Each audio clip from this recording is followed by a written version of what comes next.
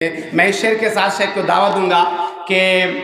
یہی دین محکم یہی فتح باب، یہی دین محکم یہی فتح باب کہ دنیا میں توحید ہو بے حجاب۔ میں آپ کے روبرو شیخ سید معراج ربانی حفظہ اللہ تعالی۔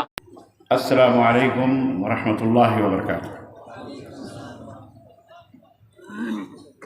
ان الحمد للہ نحمده ونستعینه ونستغفره ونؤمن به ونتوکل علیہ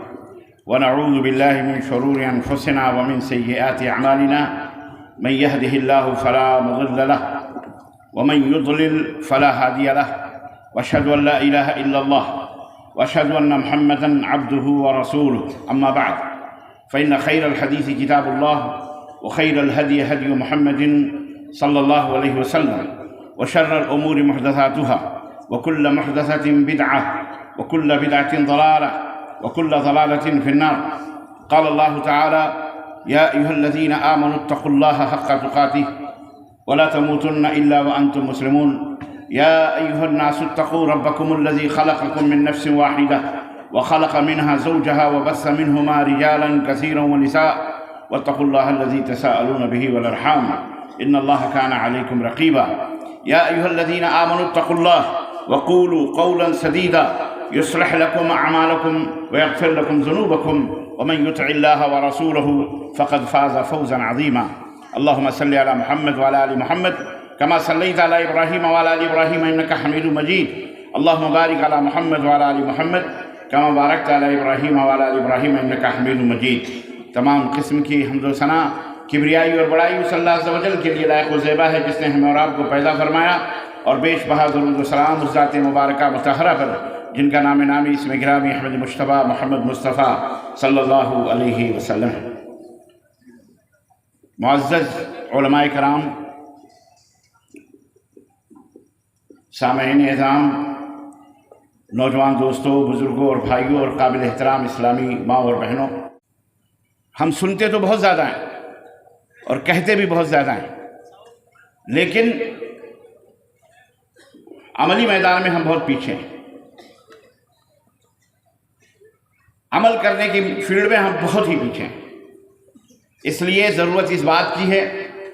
کہ کہنے اور سننے سے زیادہ جتنا کہیں اور سنیں، کہنے والے کو بھی اور سننے والوں کو بھی اللہ عمل کرنے کی توفیق عطا فرمائے۔ اور جس طرح سے آپ یہاں اطمینان سے بیٹھے ہوئے ہیں، مجھے ایک اچھا ماحول دیں گے تو میں انشاءاللہ کچھ باتیں آپ کے ذہنوں دماغ میں ڈال کر بٹھا کر کچھ نصیحتیں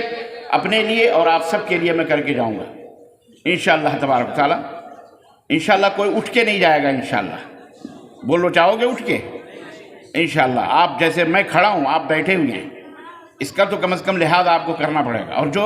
چلت پھرت ہے یہ ذرا بند ہونی چاہیے۔ کرسیاں کم ہیں تو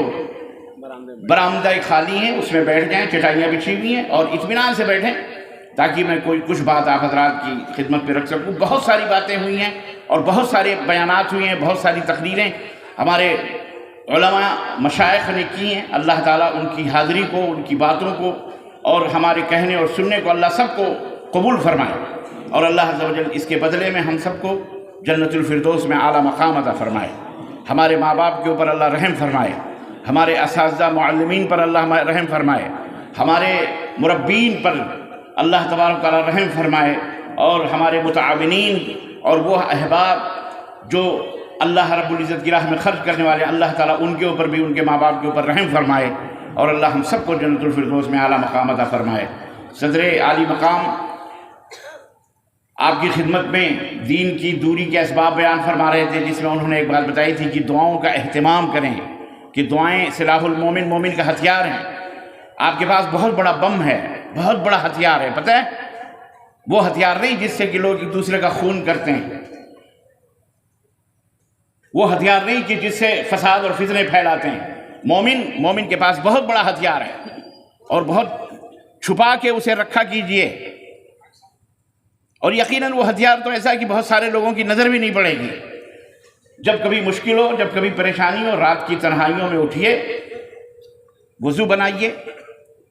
اور مصلی بچھائیے، اور اللہ کی بارگاہ میں کھڑے ہو کر 2 رکعت نماز ادا کر کے ہاتھ اٹھائیے، اور جو کچھ کہنا ہے آنسو نہ بھی آئیں تو رونے کا منہ بنا کر، کم از کم رونے جیسا منہ بنا کر اپنے مالک و مولا سے کہہ دیجئے۔ اگر دل کی گہرائیوں سے آپ نے وہ بات کہی ہے اور اللہ رب العزت کی بارگاہ میں اس نے قبولیت حاصل کر لی ہے تو سورج بعد میں نکلے گا، ہاتھ آپ کے بعد میں دعاؤں سے نیچے گریں گے، رب کی بارگاہ میں وہ پہلے قبول ہو جائیں گے انشاءاللہ تبارک و تعالی۔ جو مانگنے کا سلیقہ ہے اس طرح مانگو، جو مانگنے کا سلیقہ ہے اس طرح مانگو، در کریم سے بندے کو کیا نہیں ملتا۔ محترم حضرات، ہمیں اللہ رب العزت نے اسلام جیسی عظیم نعمت سے مالا مال کیا ہے، اور اسلام کی اساس اور بنیاد جس چیز پہ رکھی ہے وہ دنیا کی سب سے بیش بہا اساس ہے، بنیاد ہے، جو کسی کے پاس نہیں ہے، ہمارے اور آپ کے پاس ہے۔ لیکن افسوس اس بات کا ہے کہ ہم اس کی قدر نہیں کر رہے ہیں۔ شیطان مردود نے اس طرح سے ہمیں، اور اس کا کام ہے وہ کرنا، وہ آیا اسی لیے ہے، وہ آیا اسی لیے ہے کہ تاکہ آپ کو جہنم کا ساتھی بنا سکے، اپنا دوست بنا سکے۔ وہ آپ کا دوست تھوڑی ہے۔ اللہ نے فرمایا ان الشیطان لکم عدو مبین، شیطان تو تمہارا کھلا ہوا دشمن ہے۔ اللہ کے رسول صلی اللہ علیہ وسلم نے فرمایا کہ جس طرح خون تمہارے رگوں میں دوڑ رہا ہے نا، نسوں کے اندر جس طرح خون دوڑ رہا ہے، ایسے ہی شیطان تمہارے خون کے ساتھ تمہارے جسم میں دوڑ رہا ہے، آنکھوں میں، کانوں میں، دماغوں میں، ہر جگہ خون کے ساتھ شیطان دوڑ رہا ہے، اور لمحہ لمحہ پل پل وہ اس کوشش میں ہے کہ وہ تمہیں۔ علامہ ابن قیم رحمۃ اللہ علیہ نے ایک کتاب لکھی ہے، تفسیر معوذتین کی تفسیر لکھی ہے۔ اس معوذتین کی تفسیر میں جو قل اعوذ برب الفلق قل اعوذ برب الناس ہے نا، اس میں شیطان کے شر اور اس کے فتنے سے پناہ اللہ کی مانگی گئی ہے کہ اللہ ہمیں اس سے فرجے سے شیطان سے وسوسے سے پناہ دے۔ تو فرماتے ہیں کہ، اور یہ آیت، یہ سورہ مبارکہ آپ کو پتہ ہے کہ اللہ کے رسول صلی اللہ علیہ وسلم کے اوپر نازل ہوئی، اس وقت نازل ہوئی جب آپ کے اوپر جادو کیا گیا، سحر کیا گیا۔ کچھ بد نصیب ہمارے بھارت کے اندر ایسے بھی ہیں، اللہ انہیں ہدایت عطا فرمائے، جو اللہ کے نبی کے اوپر جو جادو ہوا اس کا بھی انکار کر کے بیٹھے ہوئے ہیں کہ بھلے صحیح بخاری کے اندر ہم نہیں مانتے، اتنے بڑے علامہ ہو گئے وہ ہم نہیں مانتے جی صحیح بخاری کے اندر ہے تو کیا ہوا، کیا صحیح بخاری رسول اللہ تھے، محمد تھے، نبی تھے، اس طرح کی باتیں کرتے ہیں۔ بہرحال جاہل ہیں، وہ بھی شیطان ہی کی وجہ سے ایسی باتیں کر رہے ہیں، کہنے کا مطلب یہ ہے۔ تو اللہ تبارک و تعالیٰ نے معوذتین نازل فرمائے، قل اعوذ برب الفلق قل اعوذ برب الناس، تاکہ اسے پڑھ کر دم کیا جائے۔ حضرت ام المؤمنین عائشہ رضی اللہ تعالیٰ فرماتی ہیں کہ میں دم کرتی تھی نبی صلی اللہ علیہ وسلم کے دست مبارک پر، اور پھر انہی کے ہاتھوں سے آپ کے جسم میں مبارک پر وہ ہاتھوں کو میں گھمایا کرتی تھی۔ تو یہ علاج تھا جادو کا، سحر کا، جو نبی صلی اللہ علیہ وسلم کے اوپر کیا گیا تھا۔ تو یہ اس کی تفسیر میں فرماتے ہیں علامہ ابن قیم کہ شیطان کا سب سے بڑا حملہ ایک کلمہ پڑھنے والے مومن کے اوپر اس کے ایمان پر ہوتا ہے۔ اس کی کوشش ہوتی ہے کہ اس کلمہ شہادت، کلمہ توحید کے پڑھنے والے اس مومن کو، جو اپنے آپ کو مومن کہتا ہے، مسلمان کہتا ہے، اس کو کسی طرح سے مشرک بنا دو،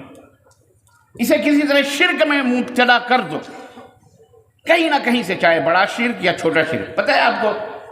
ایک بڑا شرک ہوتا ہے، ایک چھوٹا شرک ہوتا ہے، اور شرک کیا ہوتا ہے میں بتاؤں گا، توحید بھی بتاؤں گا انشاءاللہ، کیونکہ میرا ٹاپک ہے، میرا موضوع ہے انشاءاللہ تعالی۔ بس آپ اطمینان سے تشریف رکھیں، میں زیادہ ٹائم بھی نہیں لوں گا انشاءاللہ، اپنے وقت کے مطابق میں اپنی تقریر ختم کروں گا، لیکن کچھ معلومات کے خزانے آپ حضرات کی جھولیوں میں بڑی دور سے لے کر کے آیا ہوں، اور بڑی محنت سے آیا ہوں، اور ہمارے احباب نے بھی بہت محنت کی ہے، اس کے لیے میں آپ کی خدمت پہ حاضر ہوا ہوں، اور یہ دیکھ کر بڑی خوشی ہوئی ہے۔ تو میرا دل بھی یہ چاہ رہا ہے کہ میں کچھ باتیں آپ کو بتاؤں۔ ویسے یوٹیوب ہے، یہ ہے، وہ ہے، بہت ساری چیزوں میں آپ لوگوں نے سنی بھی ہوں گی، دیکھی بھی ہوں گی، لیکن بالمشافہ آمنے سامنے روبرو جو باتیں ہوتی ہیں ان کا معاملہ الگ ہوتا ہے۔ عزیزان محترم، اس کی کوشش یہ ہوتی ہے کہ بندے کو مشرک بنا لو، اس کے دل سے جو ایمان کا، دیکھیں چور جب کسی کے گھر میں داخل ہوتا ہے تو وہ اینٹ پتھر المونیم کے برتن اور ہانڈی پتیلی نہیں ہاتھ مارتا اس کے اوپر،